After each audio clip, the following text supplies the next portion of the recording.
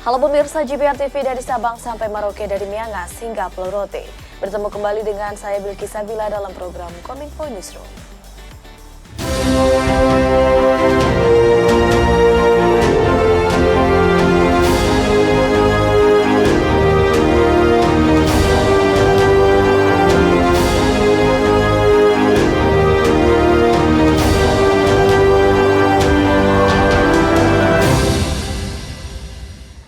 Pemirsa, inilah Kominfo Newsroom selengkapnya. Ketua Komisioner Komisi Pemilihan Umum Hashim Asyari mengatakan, saat ini persiapan logistik pemilihan umum 2024 sudah mencapai lebih dari 90%. Kesiapan logistik tersebut terdiri dari kotak suara, bilik suara, tinta, segel, dan lain sebagainya.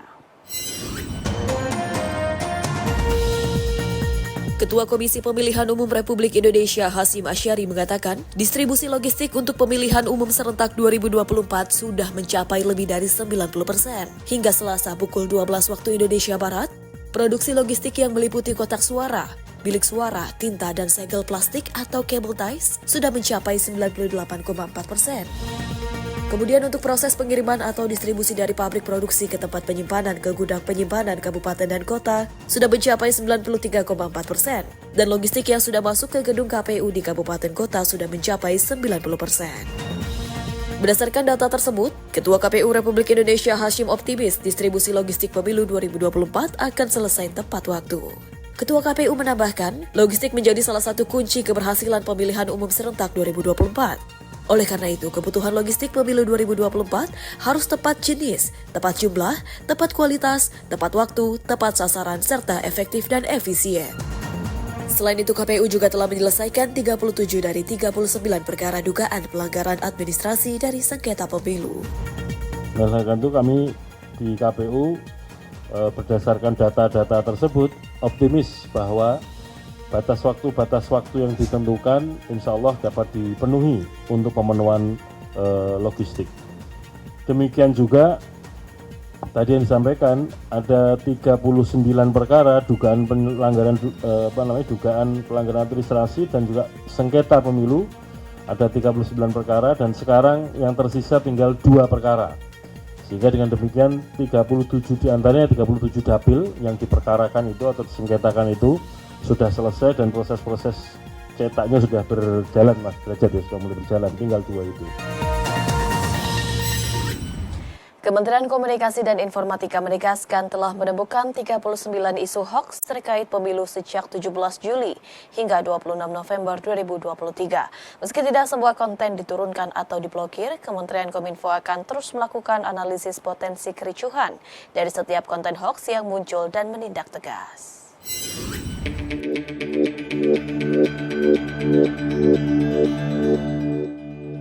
Masa kampanye peserta pemilu resmi dimulai 28 November 2023. Kementerian Komunikasi dan Informatika menemukan indikasi keriuhan di ruang digital imbas gegap gempita masyarakat menghadapi masa kampanye.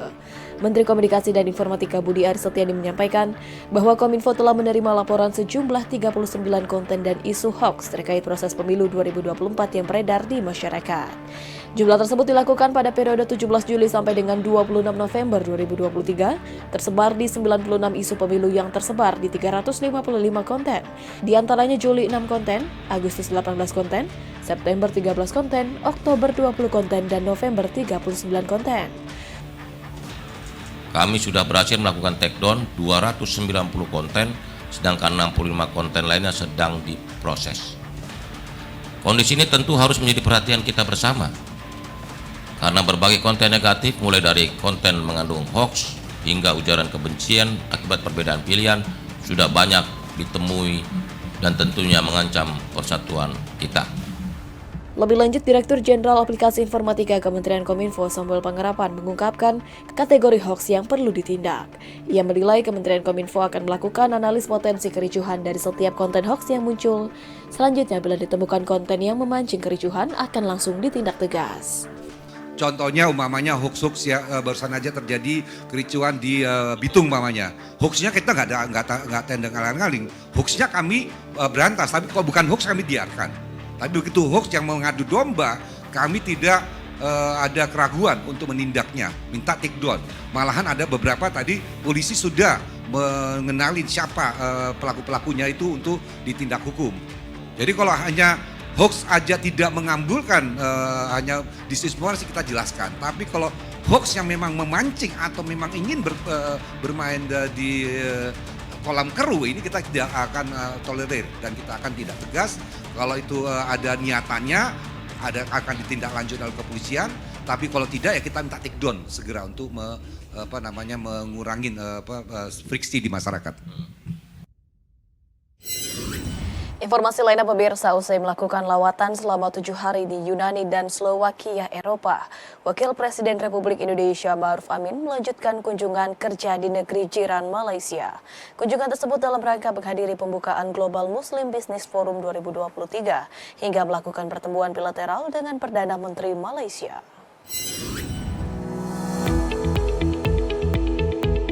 Mengawali agenda kunjungan kerja di Kuching, Malaysia, Wakil Presiden Ma'ruf Amin menggelar pertemuan bilateral dengan PM Malaysia Anwar Ibrahim.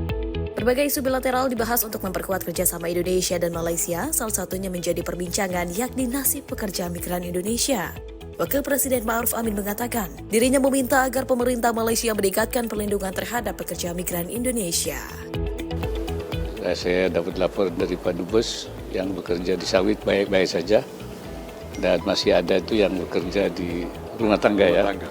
Ya, kita harapkan juga ada perlindungan, ada perbaikan dan itu juga mendapat respon yang baik. Pada agenda sebelumnya, Wapres menghadiri gala dinner acara Global Muslim Business di Borneo Convention Center. Dalam pidatonya yang bertajuk Innovation and Transformation in Islamic Economy, Wapres mengatakan bisnis halal harus mempersatukan negara-negara Muslim di tengah dunia yang semakin terpolarisasi. Aktivitas ekonomi dan perdagangan dari bisnis halal mampu menjawab beragam tantangan global dan meningkatkan kemakmuran umat Muslim di berbagai penjuru dunia. Untuk itu, Wakil Presiden Ma'ruf mengajak seluruh pemimpin yang hadir dalam forum tersebut untuk memperluas dan memperkuat kerjasama dalam mewujudkan pertumbuhan ekonomi yang inklusif. Kerjasama dan kolaborasi kita mesti merangkul lebih banyak negara dan mengedepankan prinsip kemitraan yang setara, inklusif, dan saling menguntungkan dengan perencanaan dan implementasi yang efektif dan efisien. Saya mengajak negara-negara Muslim untuk menyatukan visi dan misi terkait arah pengembangan industri halal global ke depan.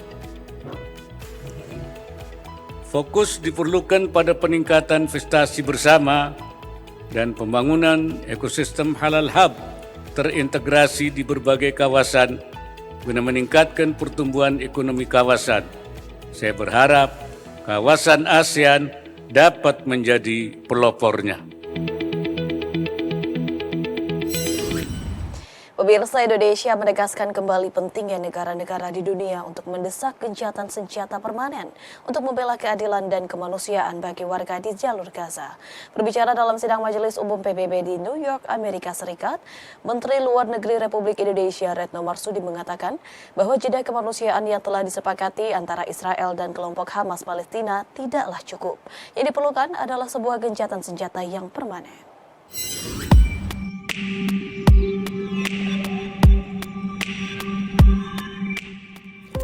Menteri Luar Negeri Republik Indonesia saat bertolak ke New York, Amerika Serikat, menghadiri high-level debate di Dewan Keamanan Perserikatan Bangsa-Bangsa membahas isu terkini terkait dengan situasi di Gaza, Palestina. Dalam seruannya, Menteri Luar Negeri Republik Indonesia Retno Marsudi mendesak gencatan senjata permanen antara Israel dan kelompok perlawanan di Palestina.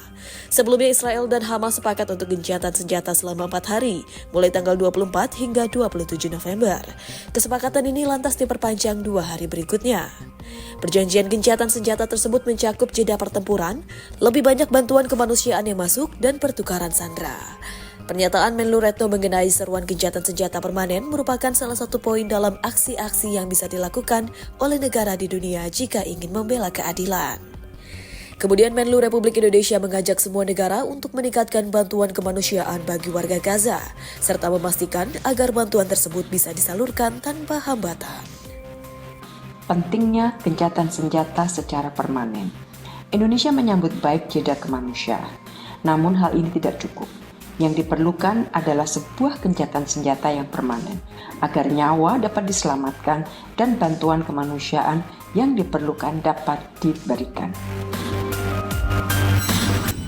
Pemirsa, tetaplah bersama kami karena usai jeda kami akan segera kembali.